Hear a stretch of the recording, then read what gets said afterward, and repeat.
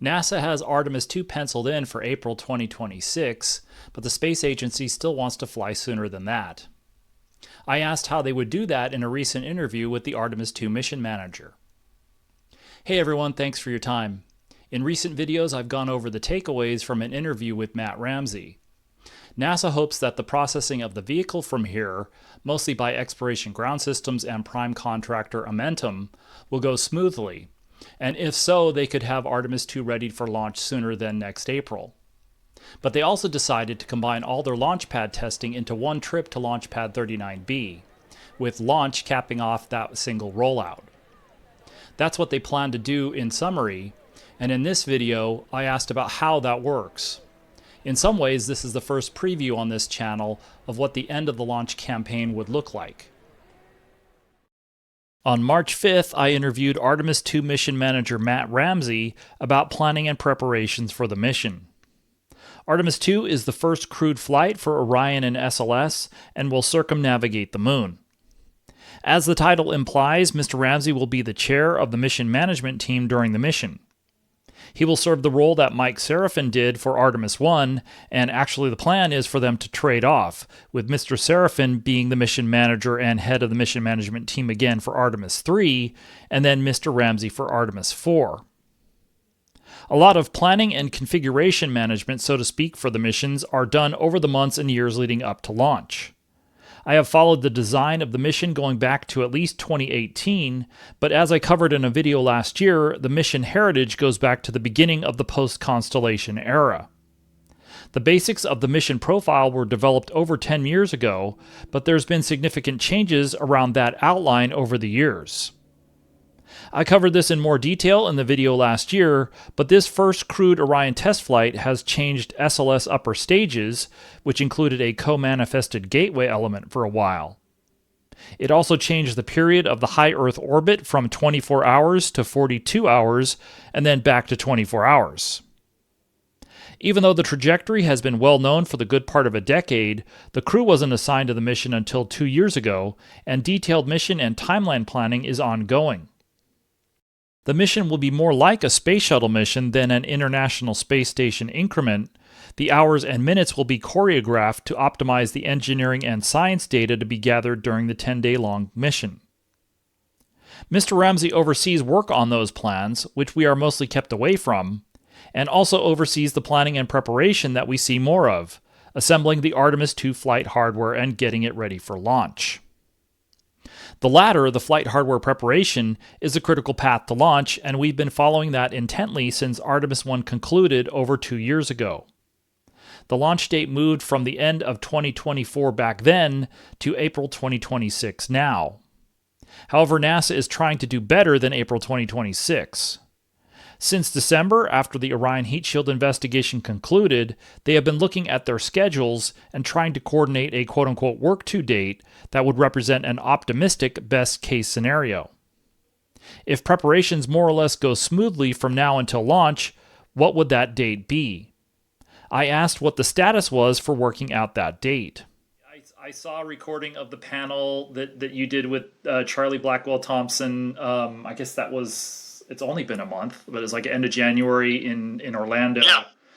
And you talked about and the I talked with Howard Hugh and I talked with a few people at the media event in mid-December at Kennedy, and they were talking about post heat shield investigation, trying to come up with a work to date that's I guess would be. You have for Artemis I there was a work to date, and then there was a risk assessed date, and it sounded like everybody was still sort of putting their heads together about a work to target date. Have you guys come up with one yet, or is that still kind of being worked? Yeah, the April date was a commitment date. That I kind of view in my head that's a no later than date. We've completed the work to try to figure out what the work to date is, and I think we're in pretty good shape on that. It is before April. I don't want to get out in front of anybody on announcing that, but it is before April, and we're working still to pull that back even further to the left. We were challenged to roll out by the end of the calendar year, and I think we're pretty close to that. So now we have changed some things a little bit from when probably I talked to you last. We were planning then to go roll out early with a short stack to do a tanking test. We've changed our game on that to instead of doing a partial stack tanking test, to do a wet dress rehearsal as part of the launch operations leading up to the launch operations. So we would roll out, do a wet dress, and then stay at the pad to do our first launch opportunity, and then likely use pad access to do FTS testing that's necessary to try to and stay at the pad to do the next launch period also. So, a few days after the interview, a February 2026 date for Artemis II was mentioned in passing during a NASA livestream, but so far that has not been widely announced or made official. Summarizing what Mr. Ramsey said, if preparations for the rest of the year go well, then they think they can get close to that goal of rolling out to the pad by the end of the year. The hope is that they can shorten the overall campaign by only rolling out to the pad once. That means that the tanking test decision that we've been waiting to hear is to go with the full stack with Orion rather than rolling out with SLS only, also known as an ICPS short stack.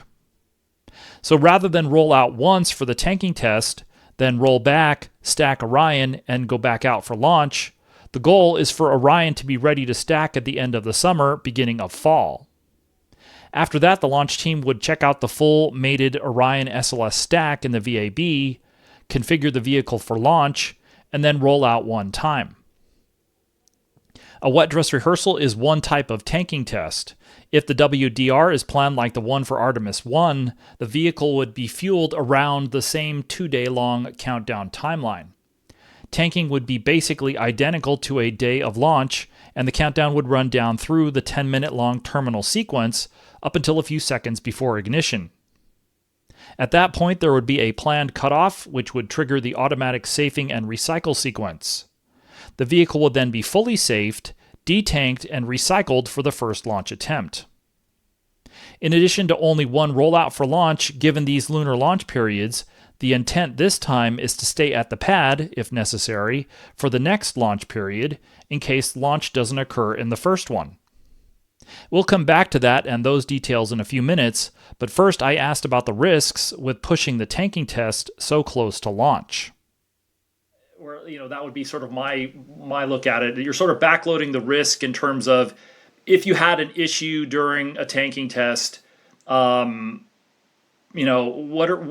would be some of the risks with pushing all of that right up against a launch period that you were going to target? Yeah, so obviously there's a schedule risk associated with that. I don't think that the technical risk is really that elevated. You run the risk of potentially having an issue with the propellant systems. That's one of the primary risks in my head. We also work out the timing of loading operations and loading the crew and that sort of thing. Now, we won't load the crew on a wet dress rehearsal. We will load the crew as part of countdown demonstration test, and that'll be run also prior to the wet dress. So we'll do a CDT countdown demonstration test, then we'll do a wet, which we actually load the astronauts into the vehicle, but we do not tank the vehicle. We simulate the tanking of the vehicle, and then we get through all that test. We do some emergency egress kind of situations there during that time, that CDT test, and then complete that, and then we'll separately do a wet dress rehearsal that won't include the loading of the crew. So, kind of you trying to get into as flight-like a condition as possible, but we don't want to put the crew at risk in doing the wet dress and loading the crew during the wet dress. So mainly, get back to your question, it's a schedule risk, and anything that you might find that might be hardware related, you can potentially either work it at the pad or you'd have to roll back and work it at the VAB. So hopefully that hits the mark on your question there. So the question about the CDDT or the dry test would be, has that changed with the single rollout? Then are you going to plan on doing that test out at the pad versus in the VAB, or would you do one of each? One of each. That's the baseline plan is to do a kind of a dry run in the VAB, and then when we roll out to the pad, get everything hooked up, and then run the CDDT part 2 at the pad. So if there's an issue out at the pad, the question will be whether the vehicle can stay out at the launch pad for a while, which is something that the Artemis I vehicle did multiple times. Most notably, after the first 2 launch attempts were scrubbed in late August and early September 2022. In that case, the issues were again with the quick disconnect on the liquid hydrogen tail service mast umbilical.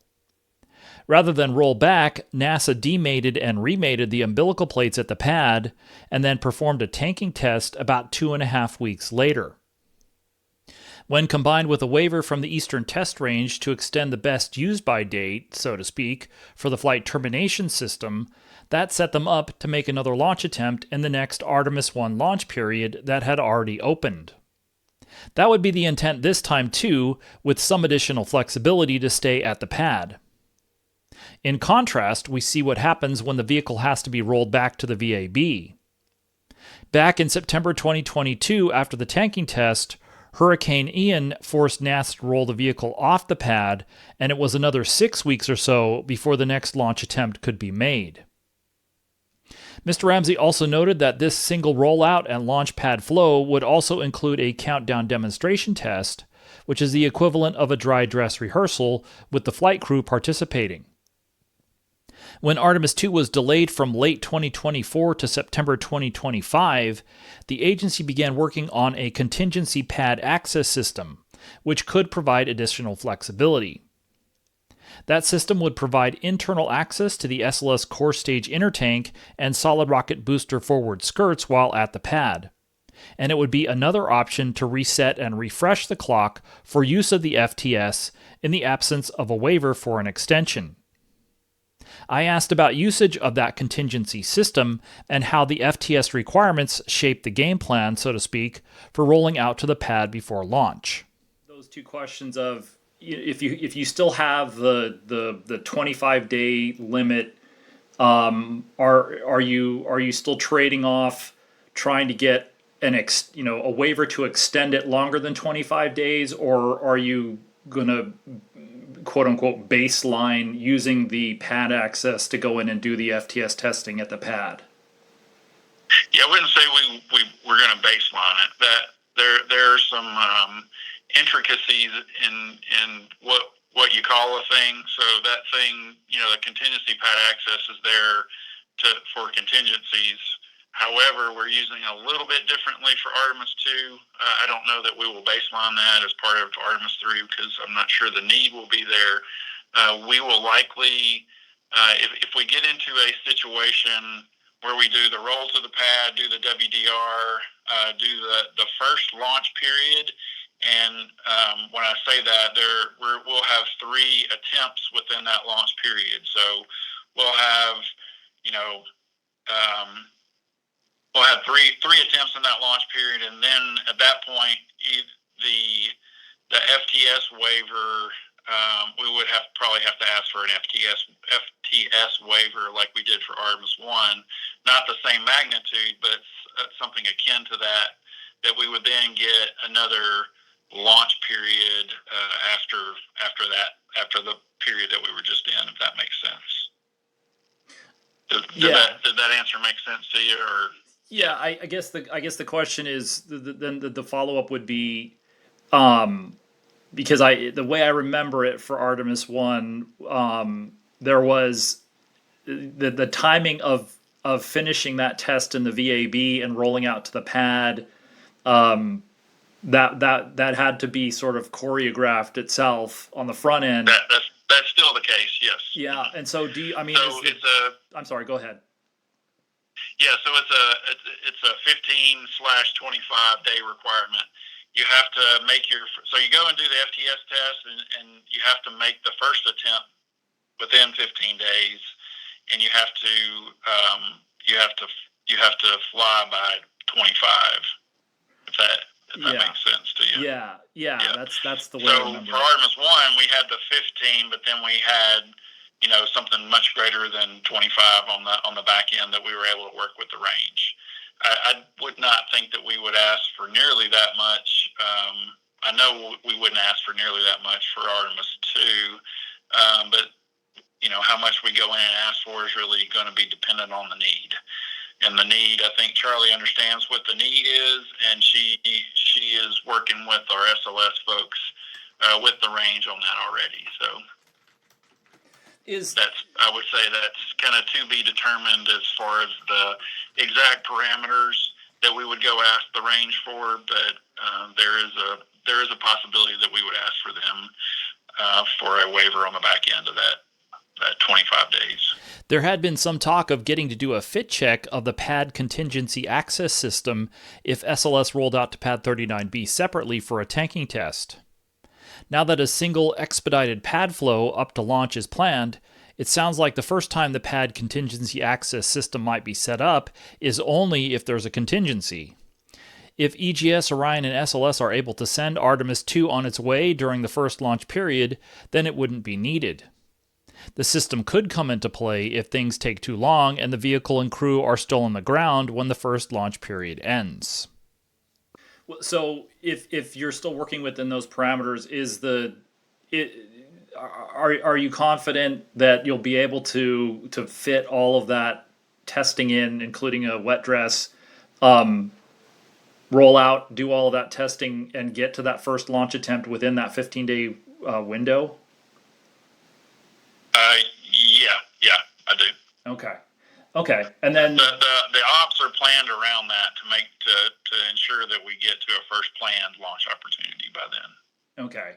Is there? So I mean, I guess there's a lot of the launch preps would probably set you up for the wet dress in many ways. I guess. So, is the idea then to?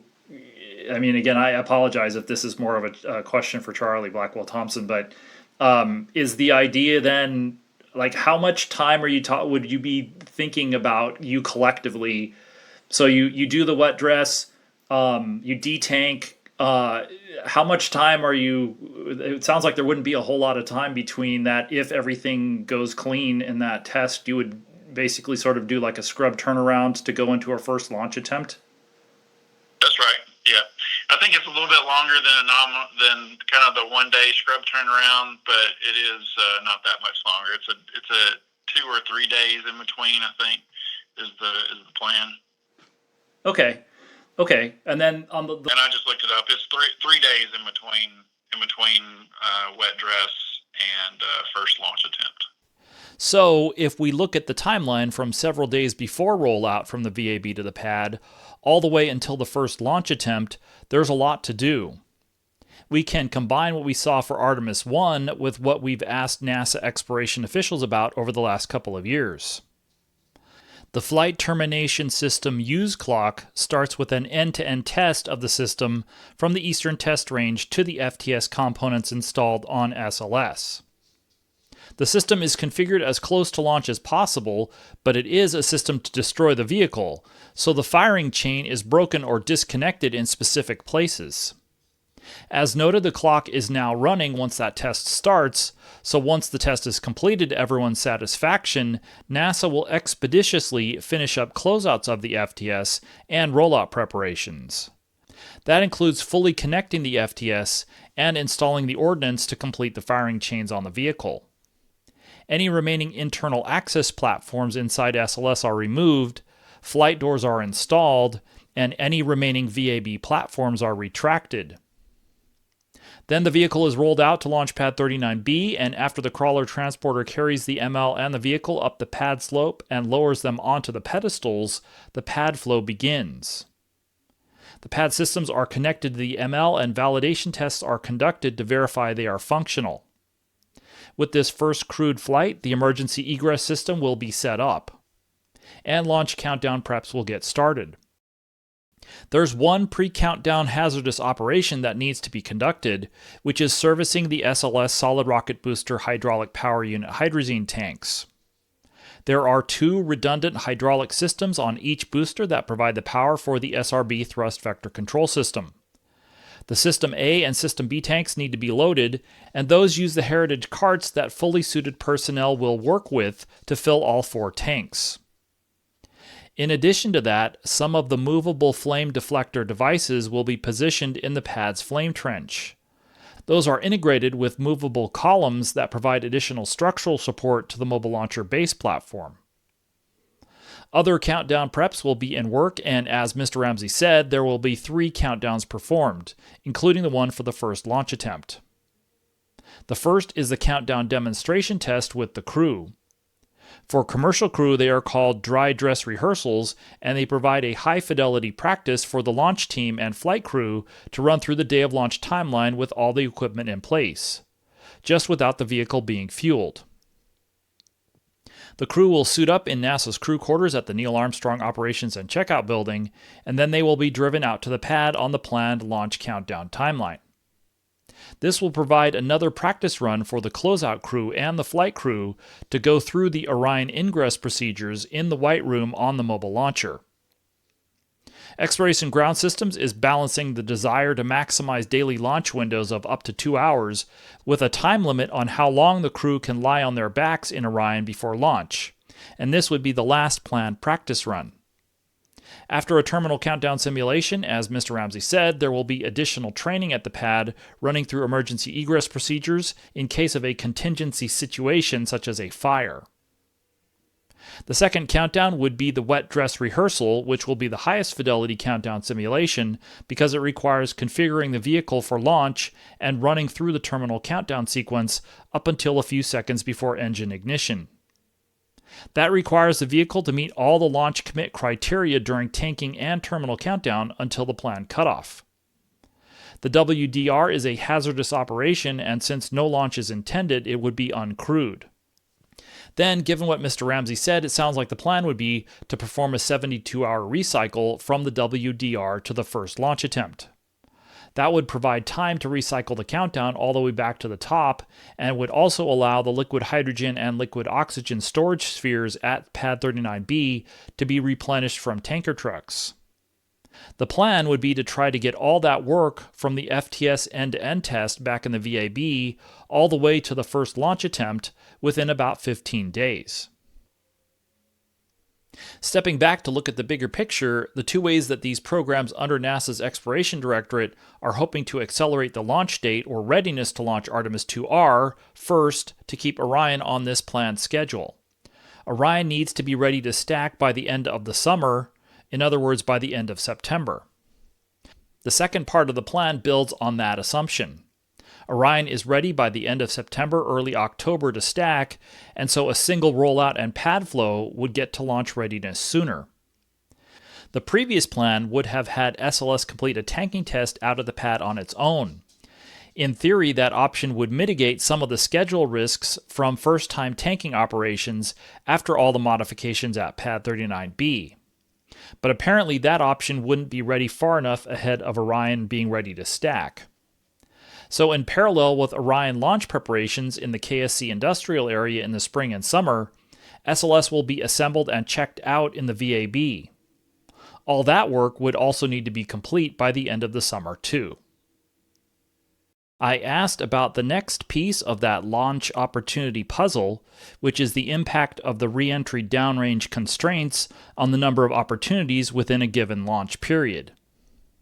The celestial mechanics between the Sun, Earth, and Moon are the same, and the SLS Block 1 vehicle performance is largely the same, and that combination of factors means there's a similar frequency of launch periods to Artemis I.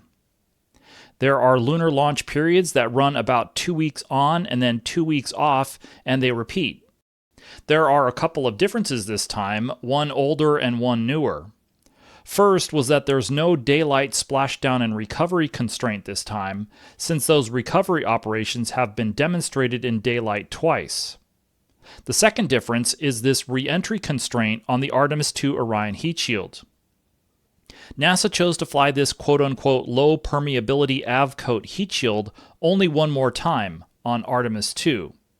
They scrapped the Artemis III heat shield AVCOAT blocks and are building new ones with the permeability they found was needed in ground testing during the investigation. But they could do that with much less impact to the big picture for Artemis III. For Artemis II, the impact would have been the opposite, so NASA decided to fly this last old-style AVCOAT with its own special flight constraint. They will fly a minimal lift Apollo-style re-entry profile, which restricts the downrange distance. Previously, we'd heard that new constraint would take away the opportunity to launch on days at the beginning and end of particular launch periods, but as usual, I wanted more detail in order to better understand what that means.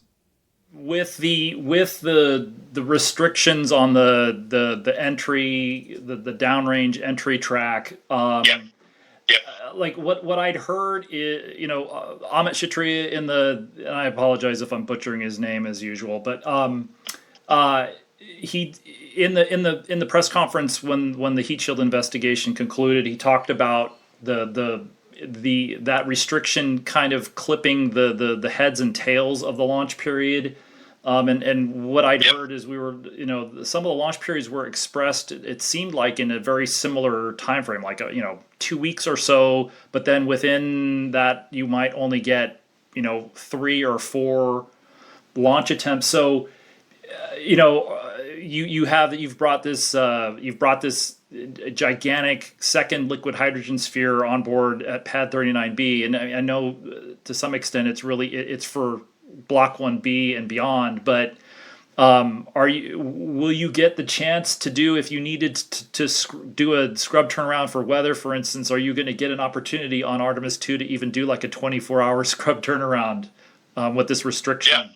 Yeah. So let me start with your initial statement on the downrange for the heat shield. You are correct in that when you say if you have a 14-day launch period, some of the early part of the launch period and the late part of the launch period are not typically what you really want to go after for a launch, because some of those windows may be 5-minute windows or 15-minute windows, or even an hour-long window. What we really want is the 2-hour window that we used, that we selected for Artemis I. We want that entire 2-hour window. So when we went in and started clipping the tail, the head and the tail of the launch window, we were actually getting rid of these 5-minute, 14-minute, 20-minute, 30-minute launch windows, and for the most part, maintaining the 2-hour launch windows in the middle. So, for example, some of the launch windows that we're looking at for Artemis II, if we had 14 days, we may have eliminated 6 days, 3 at the beginning and 3 at the end, but they're really not that attractive windows to begin with. So we're really not losing that much from a launch availability perspective, mission availability perspective, if that makes sense to you. Okay. I'll let you ask a follow-on question if you have one there. Well, there was, I guess, not without seeing a calendar, it's harder to. I just saw a couple of numbers that I saw, and I guess I'm curious is whether you're going to be in a posture where you have to wait. You aren't necessarily going to be able to take advantage of the additional hydrogen capability, or whether you will have. Oh yeah, that's right. Back to back. I'm sorry, I completely neglected the second part of your question.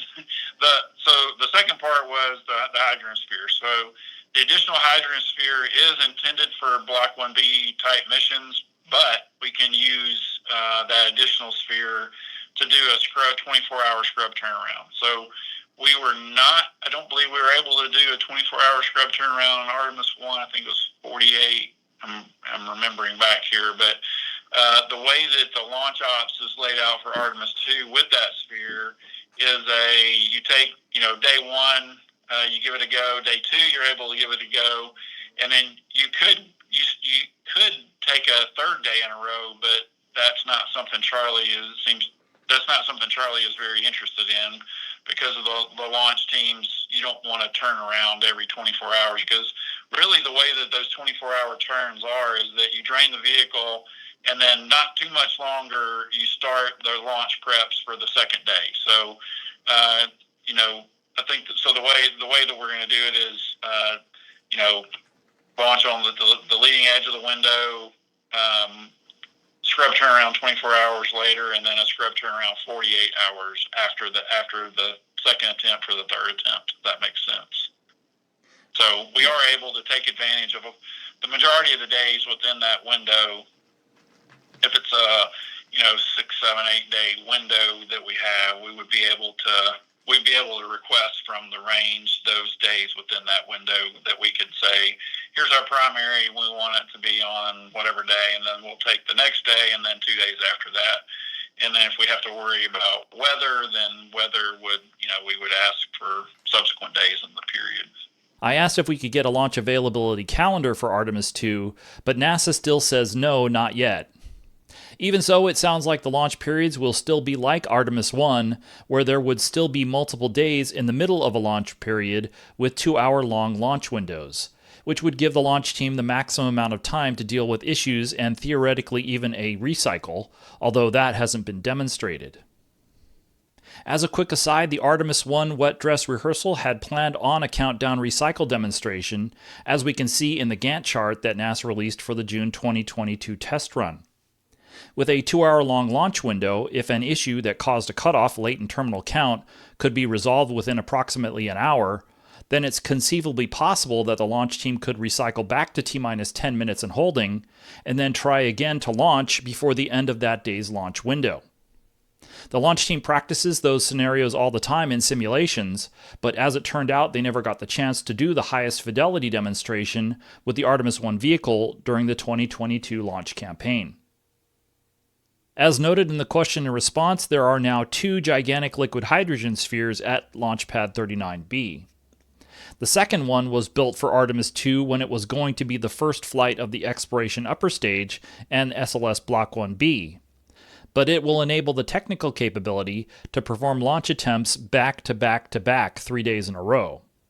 As Mr. Ramsey noted, though, that is not the plan, because it's unlikely that would provide the launch team enough rest time in between launch attempts.